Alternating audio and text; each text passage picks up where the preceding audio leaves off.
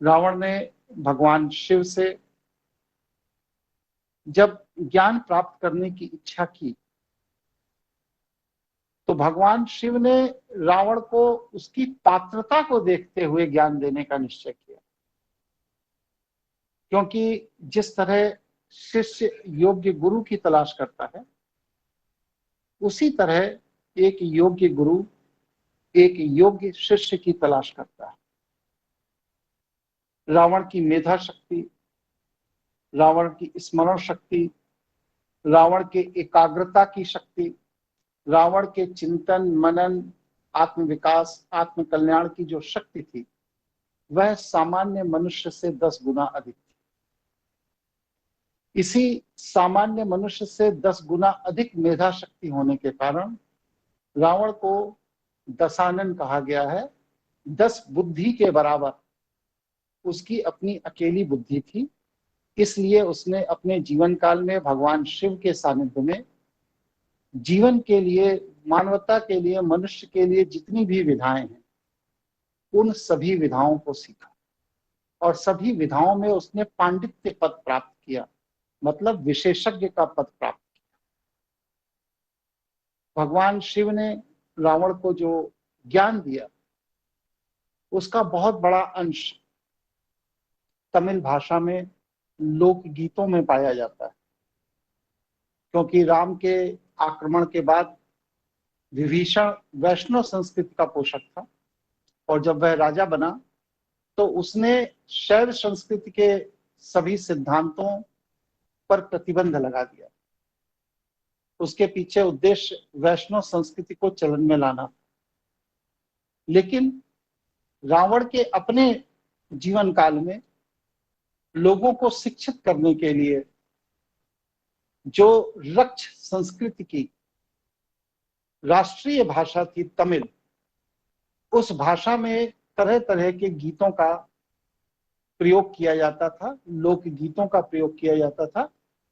उन लोकगीतों का चलन आज भी पाया जाता है। इसलिए तमिल भाषा में आज भी शैव संस्कृति में रावण द्वारा स्थापित किए गए दिए गए ज्ञान सूत्र का वर्णन आज के तमिल गीतों में कहीं यदा कदा मिल जाता है। तमिल ग्रंथ ये बतलाते हैं कि भगवान शिव ने रावण को 1008 सूत्र बतलाए। सूत्र क्या होता है इसको भी थोड़ा समझ लेते हैं। सूत्र का तात्पर्य है ज्ञान का बीज। जैसे एक बहुत बड़े वृक्ष का बीज होता है, बहुत छोटा सा, लेकिन उस बीज को अनुकूल परिस्थितियां अगर दी जाए तो उसमें पूरे वृक्ष के रूप में पनपने की एक संभावना हो। उसी तरह सूत्र को यदि सही तरह समझकर उसको विकसित करने का प्रयास किया जाए तो उसमें भी अनंत ज्ञान प्रकट होने की संभावना हो। एक सूत्र एक व्यक्ति के संपूर्ण जीवन में विश्लेषण आत्मसात करने के लिए पर्याप्त होता है।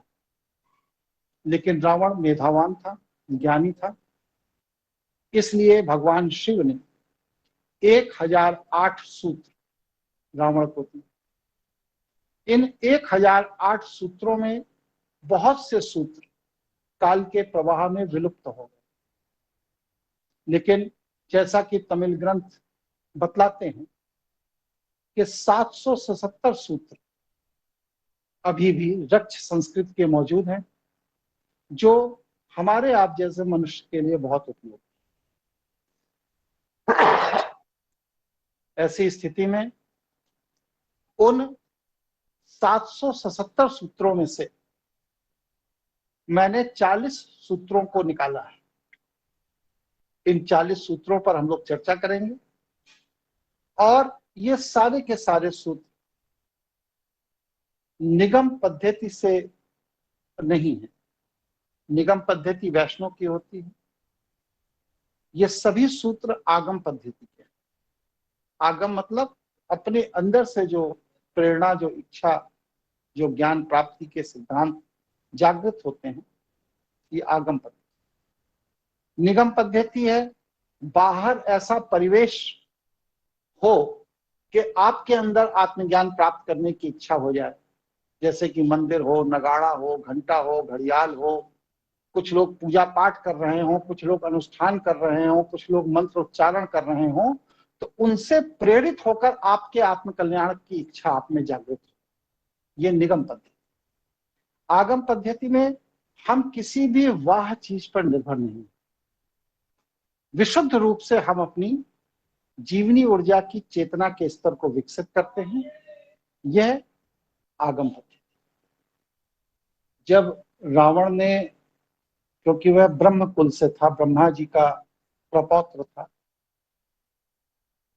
और सर्वप्रथम पिता के आदेश पर रावण, कुंभकर्ण, विभीषण, इन्होंने ब्रह्मा जी की ही आराधना की, वहीं तप किया था सरस्वती नदी के तट।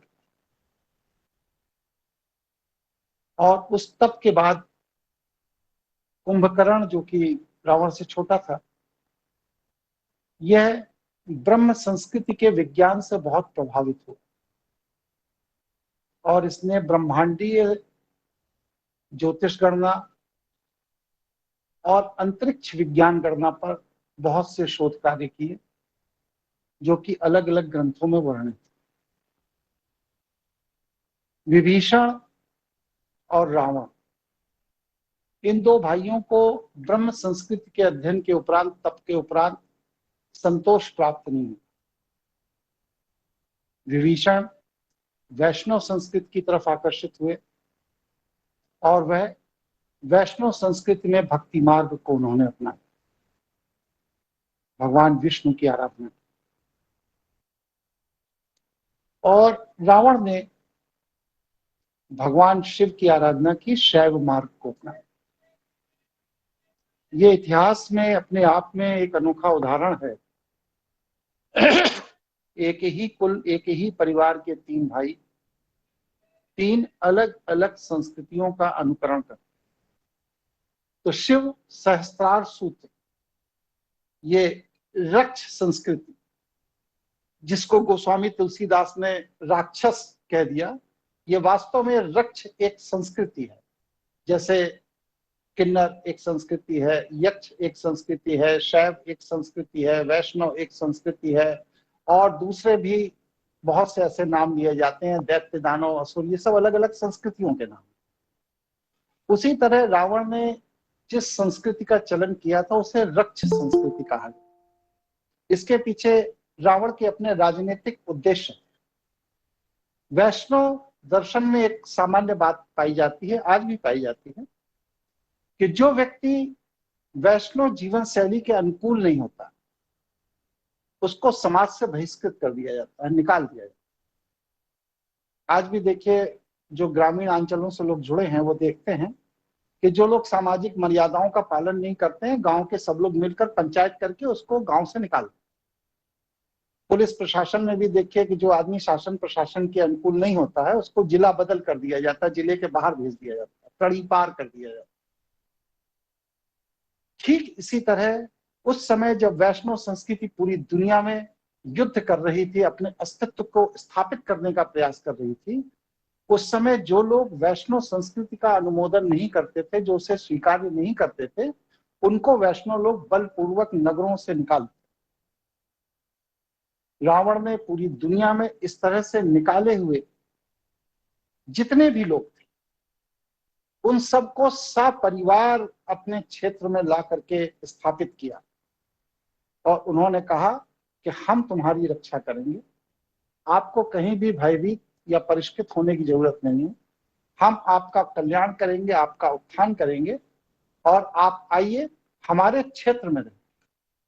इसके पीछे राजनीतिक उद्देश्य क्या था रावण का, कि जिस राज्य से जो व्यक्ति निकाल कर भेजा जाता था, वो जब यहाँ संपन्नता पूर्वक जीवन यापन करता था तो वह अपने राज्य की कमियां बताता था, और जब वह अपने राज्य की कमियां बताता था तो उसका राजनीतिक लाभ उठाते हुए रावण उस राज्य पर आक्रमण करके उसको जीत लेता और जीतकर अपने साम्राज्य का हिस्सा बना लेता। धीरे धीरे पूरा का पूरा अफ्रीका और इधर आपका लंका ऑस्ट्रेलिया, इधर सिंगापुर, कर्क रेखा के नीचे का जितना भी क्षेत्र है, ये सारा का सारा क्षेत्र रावण ने जीत लिया था। इसीलिए उसे चक्रवर्ती सम्राट कहा। यहां तक मैंने अपना विषय रखा। किसी के मन में कोई प्रश्न, कोई जिज्ञासा हो तो पूछिए, फिर मैं अगले चरण पर अपनी बात